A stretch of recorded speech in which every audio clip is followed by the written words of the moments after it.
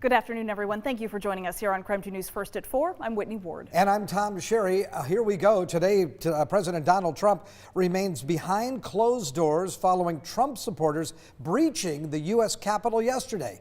The president has still not condemned his supporters who stormed the Capitol.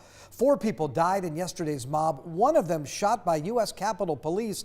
Now, the 3 others died during medical emergencies. We also know 83 people were arrested in all that chaos, 69 by Metro Police and 14 by Capitol Police. So those numbers are still expected to rise over the next few days and weeks. Officials, though, do say at least 50 police officers were hurt yesterday.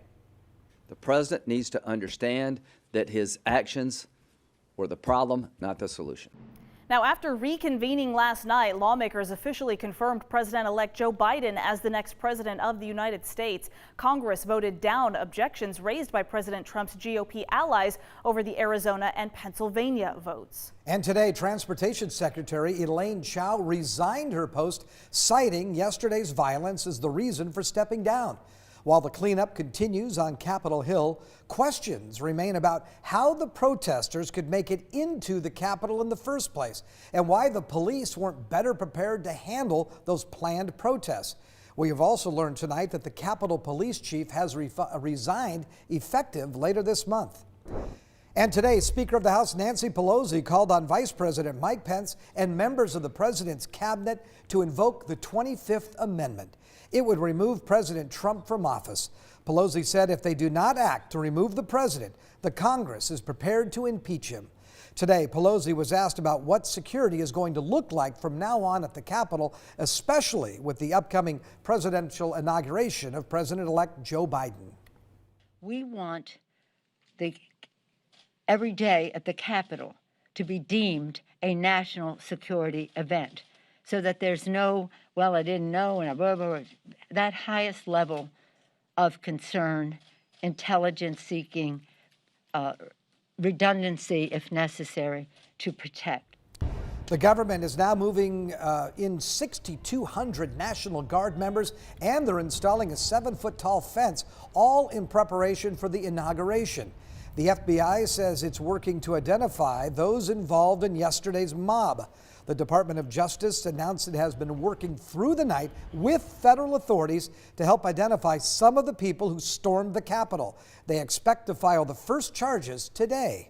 And also today, Washington Senator Maria Cantwell released a statement on the efforts to remove President Trump from office. She said, "I supported impeaching the president before for his misuse of office, and I will support impeachment again for abusing power and attempting to interfere in the election results in Georgia. Promulgating misinformation, as he did yesterday," she says, "about our election system is a threat to our democracy." She said he is failing to uphold our Constitution. And today, President Trump is expected to regain control of his Twitter account. However, Facebook is banning the president from its platform. The ban will run through the inauguration at the earliest. It also extends to its sister platform, Instagram. Twitter leaders threatened a permanent ban, but so far they've not acted on that. Well, many people are also questioning the role of members of Congress that they had inciting the insurrection. Yeah, the mob formed in the first place because of misinformation that claimed the election was being stolen somehow from outgoing President Trump. And in fact, we know it was squarely won by President-elect Joe Biden. Now, yesterday, Congress did count those electoral votes. Several members of Congress did decide to object to the approval of some of those votes. Spokane's Representative Cathy McMorris Rodgers initially was going to be one of them. And some. Now, including a Spokane state representative, they say that in doing so, she was also spreading doubt in the integrity of our elections process, and in that way helped to encourage the mob. The concern I have is that you can't spread baseless claims and fan these flames that challenge our very democracy and then blame the people the next day that you were inciting. McMorris Rodgers later reversed course, choosing not to object following the violence. In a statement, she said in part, quote, "We must have a peaceful transfer of power. The only reason for my objection was to give voice to the concern that governors and courts unilaterally changed election procedures." Richelli says that was too little, too late. The Congresswoman's office has ignored our repeated requests for interviews over the last 2 days. Well, after multiple calls from several lawmakers to remove President Trump from office, the Verify team is looking into a claim that if the president is either removed by the 25th Amendment or impeachment, does that disqualify them from running again? Here's our Evan Kozlov. When it comes to politics, it can be hard to know what's true and what's false. That's why the Verify team is here to stick to the facts. With the dramatic storming of the Capitol by rioters, we're hearing from people at home, as well as celebrities and lawmakers like Senate Majority Leader Chuck Schumer, who are calling for President Trump to be impeached and convicted or removed through the 25th Amendment. So let's verify this important question. If a president is removed either by the 25th Amendment or by impeachment, does that disqualify them from running again? Here are sources: Article 1 of the U.S. Constitution, the 25th Amendment, political professor Gary Nordlinger from the George Washington University, and Robert Peck from the Center for Constitutional Litigation. Let's start with the 25th Amendment.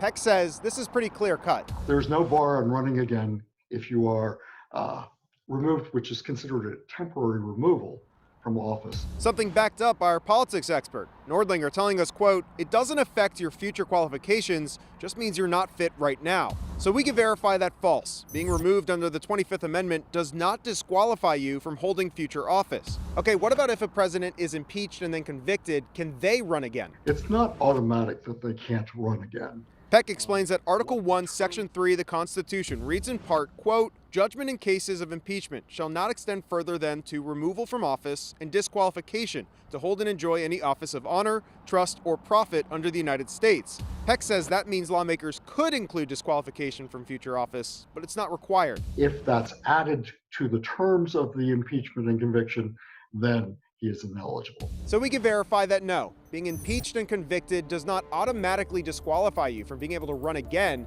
but Congress could put in language to do so. Reporting here at the Capitol, this is Evan Kozlov with your Verify. In other news here locally, today marks 1 year since the avalanche on Silver Mountain. That day, 3 people died and 4 were injured. So this morning at the top of the gondola, a bell ceremony was held to honor the lives lost that day. Many survivors, family, and close friends have all gathered for the dedication of the bell. Then at exactly 11:04 this morning, all chairlifts at Silver stopped for a moment of silence. That's the time when the avalanche happened. Rebecca Herlin-Patano survived the avalanche and helped search and rescue locate the others. She says it's an emotional day, but grateful for the support from friends and family. The trauma from an accident like this is real. It's very real. So I'm very fortunate to have these folks here, and Ken Scott, who is not with us today, he's in Big Sky, and all of our family and friends have helped us. So many people have helped all of us recover through this. That bell, by the way, is now located on the 16-1 Traverse, which is near the area where that avalanche happened. Friends of the 3 who died that day also said they appreciate that there will now be a way to remember them always. And we'll hear more from those coming up on KREM 2 News tonight at 5. In the meantime, we want to turn our attention back to, I noticed a very stark difference between the top of the mountain and the very bottom of the mountain, where not a lot of snow, but sure was up there at the top. You bet. And we're going to get a little light snow, I think, in the Spokane area, maybe overnight and early tomorrow morning. That's a live look outside. The clouds have rolled in. 38 degrees. That's the current temperature. You can see the wind is out of the north-northeast at 6 miles per hour. We're looking for mostly cloudy skies this evening, foggy areas, and then light snow possible, or snow mixing with rain early tomorrow morning, and then just changing over to plain old rain by the afternoon. But the mountains should get plenty of new snowfall. We'll look for a daytime high of 38 degrees. We're still on track for mostly dry conditions over the weekend. I've got a little fog rolling in on Saturday, slight chance of a little light snow on Sunday morning, but we'll look for those daytime highs in the upper 30s. I'll check the rest of your forecast coming up in just a few minutes. Sounds good, Tom. Thank you so much. Top-ranked Gonzaga men's basketball facing a tough conference opponent tonight. BYU will be visiting the McCarthy Athletic Center, but this was not the game that, of course, was originally supposed to be taking place today for either team. Karthik Venkatraman is joining us now from the kennel with more on the matchup. Hi, Karthik. It'll be an interesting matchup for sure between the top 2 teams in the West Coast Conference, Gonzaga and BYU. As you mentioned, this was not supposed to be today's matchup. Gonzaga was originally supposed to play Santa Clara today inside the kennel, Well, the Broncos had coronavirus cases on the team. That game called off. Same case for BYU. They were supposed to play Pacific today, but the Tigers had coronavirus cases on their team. That game got called off, so that's how GU versus BYU was born. This matchup initially announced on Tuesday to be played today. Now, this is going to be a big switch from GU because you're going from playing a mid-tier team in the conference to once again playing the second best team in the conference. Head coach Mark Few talked about the fluidity of this season after Saturday's game against San Francisco, and he didn't even know what was to come a couple days later. We talked about it all the way back in September and October. This was going to be a different year. It was going to be disjointed. It was going to be different. It was going to be hard. We all need to stay flexible, and we all need to stay nimble. How would I describe it? Almost looseness to it this year, that you just need to kind of roll with it. The last time these two teams played, well, it wasn't a pandemic. It was in Provo, Utah last season, and BYU beat Gonzaga. Gonzaga, the #2 team in the country at that time.